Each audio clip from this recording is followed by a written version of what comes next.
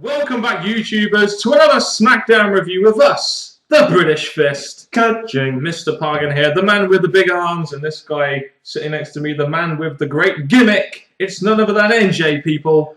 What's up? Please subscribe to us down below, like this video if you will, and also comment your thoughts on this week's edition of Smackdown in the comment section below, if you have any, of course. Make sure you contact us in the links in the description box below. Yeah, the first thing we noticed about this Smackdown was the fact that, on top of the fact that not really too much noteworthy stuff happened, there was no Dolph Ziggler.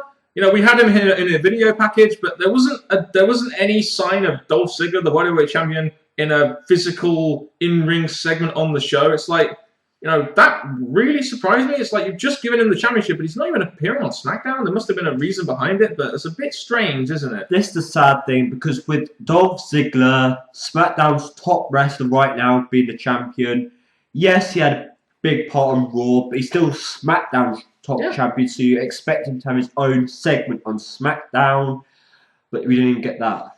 Yeah, it's just, you just given, like I said, just giving Dolph Ziggler the Bodyweight Championship. You need to give him as much exposure as possible to make him as familiar to the casual fans that didn't give him a pop last week, wherever they were. So really disappointing that Dolph Ziggler wasn't on the show, and at least in some way. A small idea, again, I don't think many people are going to agree, it's just a thought. I think Ziggler is another character in the WWE who could do something like a Miz TV, but have it specifically for SmackDown. Ziggler's something. I completely agree. You could easily give Dolph Ziggler his own talk segment, in my opinion, at least as a way to get him on the show, like they used to do with Miz. But anyway, with that out of the way, let's get on to SmackDown. Not really too much happened, really, but I will say this. The opener, it was refreshing. We didn't have the sort of same old opener. We had two characters that don't usually get put in the opener, and I thought this was quite entertaining, mainly because it was refreshing. We open up with Fandango, Vince's pet project, who comes out to quite a big pop. It may have been canned, we don't really know, it's SmackDown. He comes out flirting with Lillian Garcia and saying she's a terrible dancer. That was quite funny. I just loved the way he said, "Lillian, you are terrible," and then just dropped her. That was quite funny. It was good when Santino came out, though. I'm glad they give Santino a mic here. The thing is, normally the beginning of the show hypes up the main event or something later in the night. Yes, this was different, but again, Ziggler's Fandango's coming too much for the face, and I think, to be honest, it's not going to be long till we get to face turn. Yes, he went across a comedy face, being Santino Marella, who is the better dancer, and he proved that, got Lillian Garcia behind him, and I think this was just entertaining, not really hype up the rest of the night. No, I mean, to be honest, they already had a main event announced on Raw with the whole Mark Henry and Big Show versus Sheamus and Randy Orton, so this gave some time in the opener to actually give some exposure to the Fandango character. It's quite an interesting segment, like I said. I mean, you have Santino coming out to mock Fandango, and just glad they gave him a mic. It's really a long time since we've actually seen this guy on the mic, and he does his little rendition with the Cobra. And to be honest with you, I think Fandango, there's no way he's going to turn face. Judging by the way they did this segment, they're not going to present him as a face. I'm not sure how you could present an asshole kind of "I'm better than you" dancer as a babyface, despite the fact that he could be getting some quite large crowd reactions, especially in the UK next week. To be honest, I'm the opposite. I see him becoming a face. Number one, the crowd reactions. His theme song is making him come across like a face. He's got the crowd behind him. Well, not behind him, behind his music. That's Fandango's problem. He's getting positive reaction from the crowd. He is okay on mic, so to be honest, he screamed out a face, and the fact the crowd are probably always going to cheer him week after week and dance along to his music. I could see him becoming a face in no time. You know, people say we agree too much, but I totally disagree with that. I cannot see this guy for 1 minute becoming a face, and I'm just going to end it there, or else this video is going to go on way too long. Fandango versus Santino, no surprise Fandango won very quickly, but it's nice to see some new characters in the opener on SmackDown other than the usual kind of main event guys. Corner. We had a little backstage segment with Teddy Long and Booker T. I read news that apparently they're going to be turning Teddy Long heel. They're having Teddy Long override a lot of what Booker T's doing. Yeah, it's exactly what I thought. But anyway, champion versus champion. How many times do we see these matches?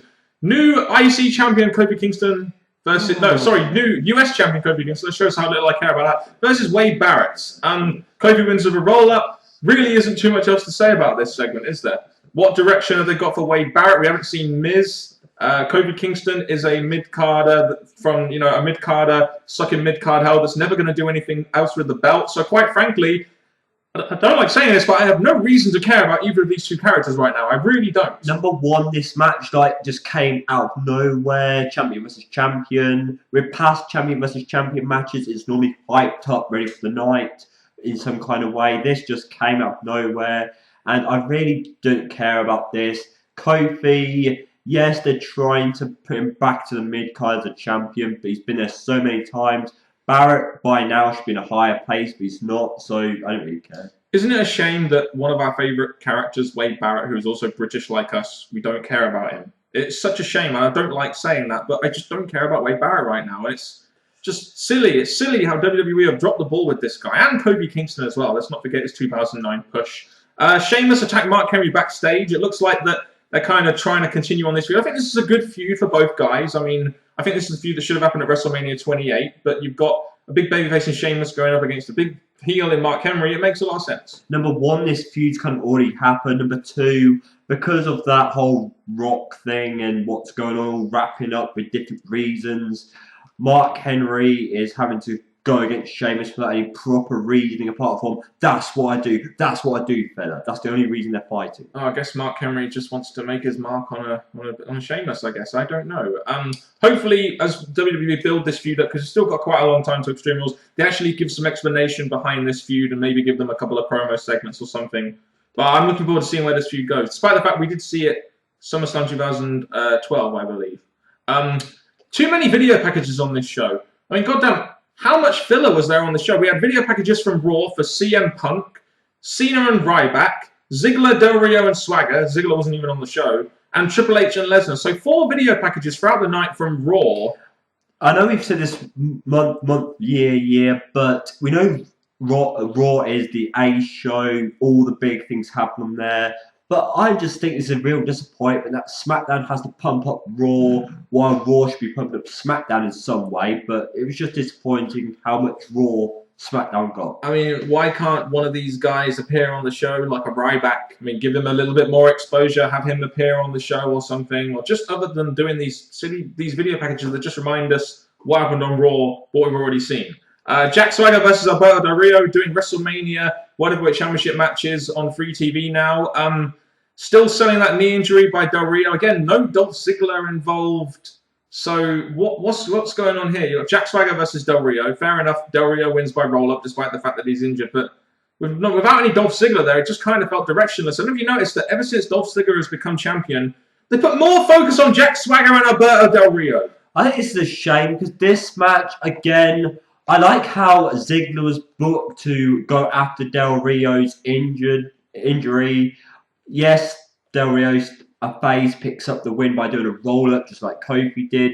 But I do think Ziggler was needed. Yes, we still got weeks before Extreme Rules.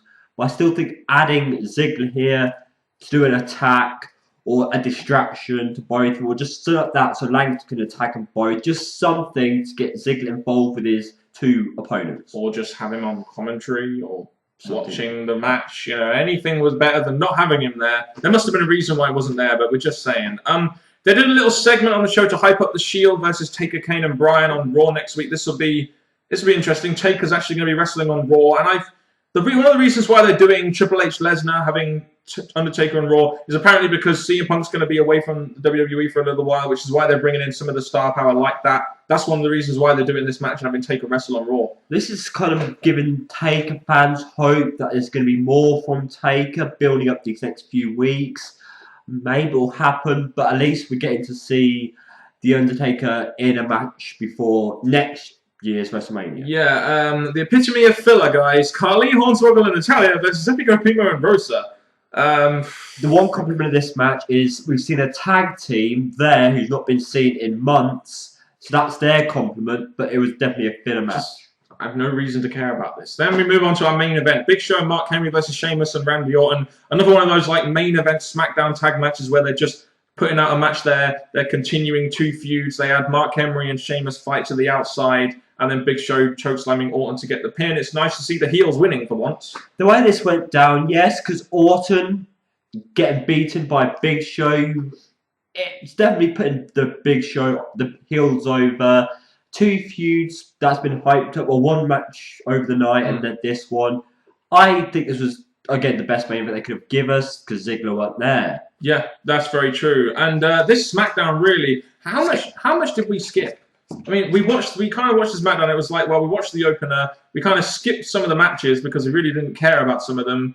We skipped the video packages. There was just so much on this SmackDown that was just not interesting, and we just skipped. I mean, so it's just another one of those SmackDowns where it's just like, ugh, let's move on to Raw, guys. Let's book as if Raw is actually the next show, rather than SmackDown in between. And this goes to my big argument. I think the WWE should do something different with SmackDown. Give SmackDown a big moment, a big wrestler, or Raw to hype up SmackDown. Just something, because then we wouldn't feel the need to skip a lot of SmackDown. Pretty much.